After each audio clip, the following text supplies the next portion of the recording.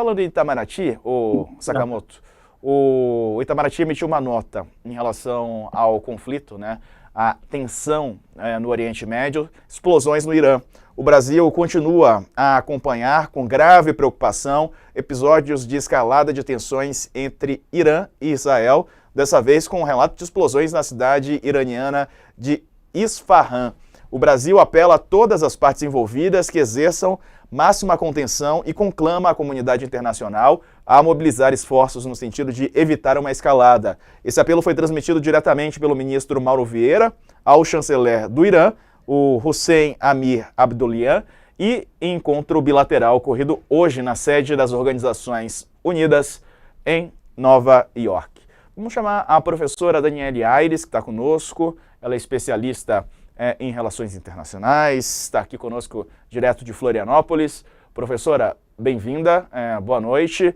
Bom, como é que a senhora vê o comportamento do governo brasileiro em relação a essa escalada, né, da tensão no Oriente Médio? Estou falando agora das questões envolvendo Irã e Israel, né, que a gente tem visto nos últimos dias. Acho que tá mudo aqui para a gente, viu, professora? Desculpa, acho que foi um erro meu, perdão. Boa noite, agora sim. Boa noite, então, boa noite, Diego, boa noite, Sakamoto, a todos que nos ouvem, obrigada pelo convite.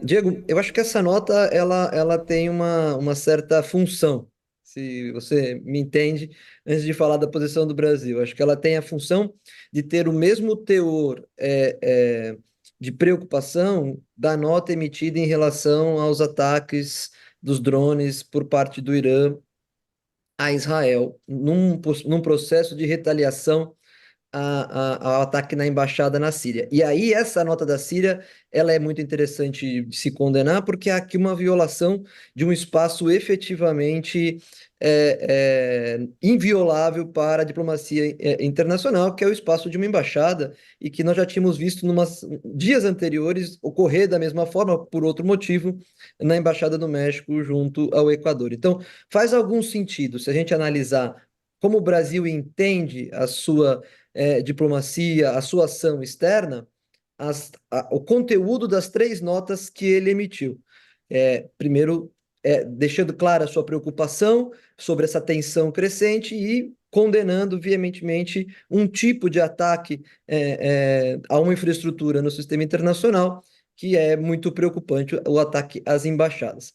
Dito isso, do ponto de vista mais institucional, burocrático e até, digamos assim, legal, do ponto de vista do que fala o nosso artigo 4º da Constituição em relação às nossas posições de política externa e de política internacional, acho que vale a pena a gente entender como o Brasil vem se posicionando ao longo do tempo na região do Médio Oriente e em relação não só a esse conflito Israel e Irã hoje que eclode de forma mais veemente, mas em todo o processo também do conflito de Israel e a faixa de Gaza e tudo mais. Ou seja, o Brasil tem uma perspectiva, primeiro, de condenar os excessos, de condenar os ataques terroristas e de tentar trazer para si um papel possivelmente conciliador. Então, as suas notas elas reverberam mais ou menos na sua prática política. Há possibilidades de se questionar, de se criticar a nota? Sempre há, obviamente. Mas se você for fazer uma leitura sobre as demandas políticas do Brasil em relação a um cenário de política internacional, elas têm algum teor de coerência dentro daquilo que o Brasil expecta enquanto ator e enquanto demanda dos seus interesses nacionais. Faz sentido. Agora, nós podemos discutir também se poderia ter uma condenação, se valeria a pena uma condenação seguindo uma prática internacional que a gente viu, por exemplo, do G7, que é muito mais compreensível que eles façam uma condenação, né? Professora, boa noite. Sakamoto aqui. Obrigado pela presença no All News. Eu queria que a senhora comentasse um pouco esse balé de agressões, porque é um balé bastante coreografado, né? O Irã manda drones que vão numa velocidade de ônibus cruzando a Península Arábica. Ó, tá mandando, tá chegando. Manda mísseis para uma base menor, assim, né? E nem atinge nenhum alvo importante dessa base. Os drones iranianos mandam aqueles drones iranianos relativamente lentos, e aí o pessoal faz aquela propaganda do domo de ferro, né? Nossa, ela pegou tudo, né? A minha opinião, a notícia seria não ter pego, né? Nenhuma dessas aeronaves. Daí Israel fala, vamos responder, vamos responder, vamos responder. Tudo bem, as potências ocidentais falam, ó, não responde não, peraí. Ó, mas teve a embaixada que você atacou em Damasco, calma, né? Vai gerar guerra. Aí vai responder, responde com, tudo bem, um míssil, tudo bem, atinge uma bateria antiaérea perto de uma instalação nuclear importante para o Irã, mas também não gera nenhum grande impacto, né? É, para quem está observando de fora, vê, bem, né? Foram dois avisos, né? Ao que tudo indica, mas eram avisos com muito cuidado, ambos deles, né? O primeiro parece que o Irã ataca parece ter uma resposta para o público interno, e depois Israel ataca, mas de fato, considerando o poderio militar de Israel, também é um ataque que não é um ataque, né? Sakamoto, é muito interessante essa sua pergunta, porque talvez ela traga de novo para a nossa análise internacional a capacidade do que seria o poder de dissuasão. Ou seja, que na verdade você não quer atingir o seu inimigo, você quer mostrar ao seu inimigo que você tem capacidade de fazê-lo quando quiser, mas que não vai fazer agora, mas você vai dar uma demonstração. É algo que acontecia muito também durante o período da Guerra Fria, não diretamente com o ataque, mas com a conquista de arsenal bélico, né, por parte das potências daquele momento. Então, veja, é um balé muito interessante, e eu acho que o mais preocupante talvez não seja a maneira como essa dissuasão está se dando, mas como nós talvez chegaremos em algum momento a um ponto de inflexão que passará não mais a ser dissuasório e poderá ser entendido como um ato de guerra. E a partir desse momento, ao ser entendido como um ato de guerra, as consequências desse processo são um pouco incontroláveis. E eu acho que é esse o grande receio da comunidade internacional e o grande balé que faz Irã e Israel nessa tentativa dissuasória. Porque, veja, hoje, se esses dois países se enfrentam, as consequências que não são só de destruição, ou seja, securitárias de uma guerra, elas são consequências econômicas, elas são consequências sociais, elas são consequências políticas de um processo que pode durar anos, não é uma batalha que vai ser resolvida em pouco tempo, porque ela muda, de alguma forma, a geopolítica de uma região que é muito conturbada e tem muitos conflitos adjacentes a esse entre Israel e Irã. Então, veja, é um balé muito mais para dizer que nós temos poder e temos poder para atacar, mas não queremos fazê-lo, ou seja, é para manter uma retórica bélica muito mais do que para fazer um ataque. É interessante nessa comparação se você pensar em proporcionalidade. Se nós pensarmos que o Irã mandou 330 drones dos Shahed 136, que são os mais lentos drones do Irã, e a resposta de Israel foi 3 mísseis ou drones, ainda está se questionando se foi drone, se foi míssil, se a bateria do Irã, antiaérea do Irã, rebateu esse tipo de armamento. Nós estamos falando de falta de proporcionalidade, né? E o que não era uma prática tradicional do discurso do governo de Israel. O discurso do governo de Israel é sempre proporcional. Vou fazer um ataque proporcional ao que eu sofri. Então é um debate muito mais Mas ao retórico. mesmo tempo, desculpa até incomodar, mas ao mesmo tempo é engraçado porque centenas de ataques jogando para lá. A outra eu concordo plenamente contigo com relação à questão da proporcionalidade, mas ao mesmo tempo é desproporcional e proporcional porque não foi qualquer alvo, né? Eles basicamente falaram, ó, eu estou jogando do lado da sua instalação nuclear, a qualquer coisa a gente sabe o caminho, né? Então eu concordo, mas é interessante, realmente é uma demonstração de força de ambos os lados, né?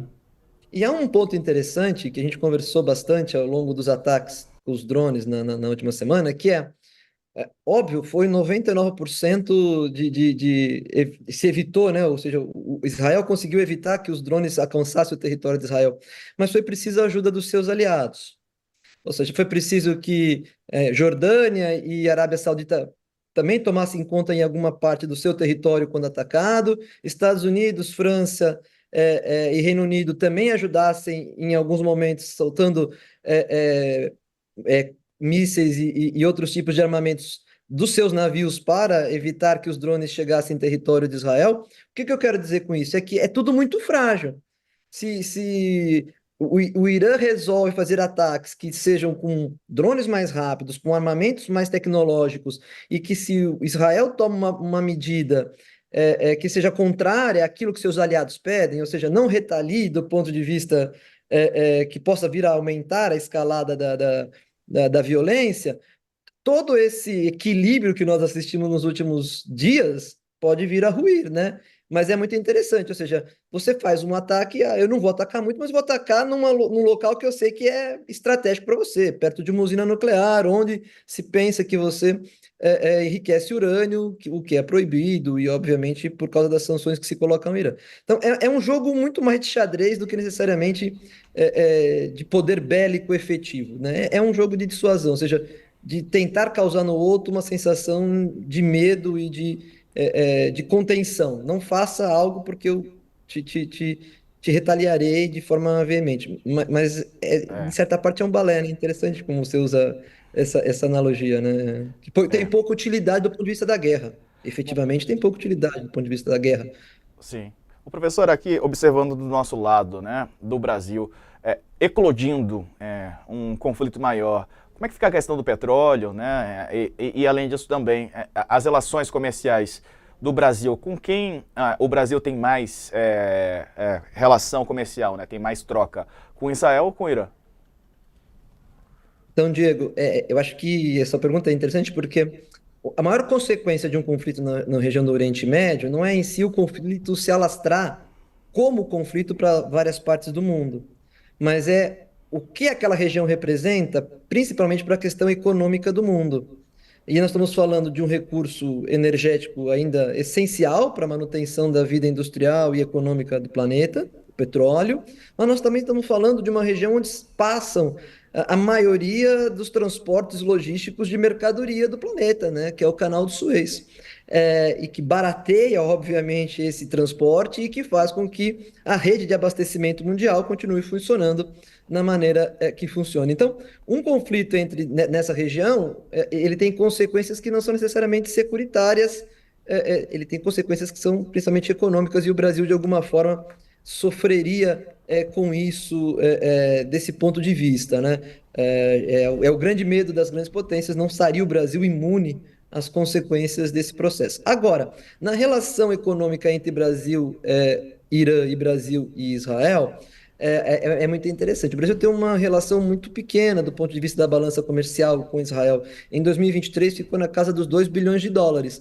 Mas com o Irã, o que é interessante entender, foi o melhor ano da balança comercial brasileira, foi um recorde da balança comercial brasileira com o Irã, chegando na casa dos 98 bilhões de dólares de uma balança comercial positiva para o Brasil. Os dois países comercializam com o Brasil principalmente produtos que tenham conexão com fertilizantes, adubos, né? E o Brasil vende para eles principalmente as suas commodities agrícolas, milho, soja e outros produtos desse sentido. Então, veja, eu acho que nesse cenário comercial, se nós temos um conflito lá, nós passaremos por algumas dificuldades, principalmente dificuldades ligadas a uma manutenção da nossa produção agrícola, como nós sofremos também quando começou a guerra na Ucrânia, visto que a Ucrânia é um dos maiores fornecedores de insumos agrícolas para as nossas plantações e a nossa indústria agro aqui no Brasil. Agora, passaríamos também a sofrer, obviamente, por causa de toda a conflitualidade que se daria e que diminuiria essa balança comercial, por exemplo, bastante superavitária com o Irã. Então, eu acho que nesse cenário é compreensível as posições um pouco moderadas do Brasil. Ele tem interesses econômicos que são importantes na região. E muitas vezes não se entende alguns tipos de práticas políticas e diplomáticas, mas a gente tem que olhar para essas práticas com um olhar um pouco mais de realpolitik, digamos assim, um pouco mais pragmáticos, né? O Estado é pragmático, a gente pode até ter governos com uma percepção política, ideológica de um lado ou de outro, mas a demanda e o Estado ele tem que ser pragmático para algumas questões, e muitas vezes é isso que ocorre quando se toma partido ou se toma uma posição política em relação a determinado espaço, né?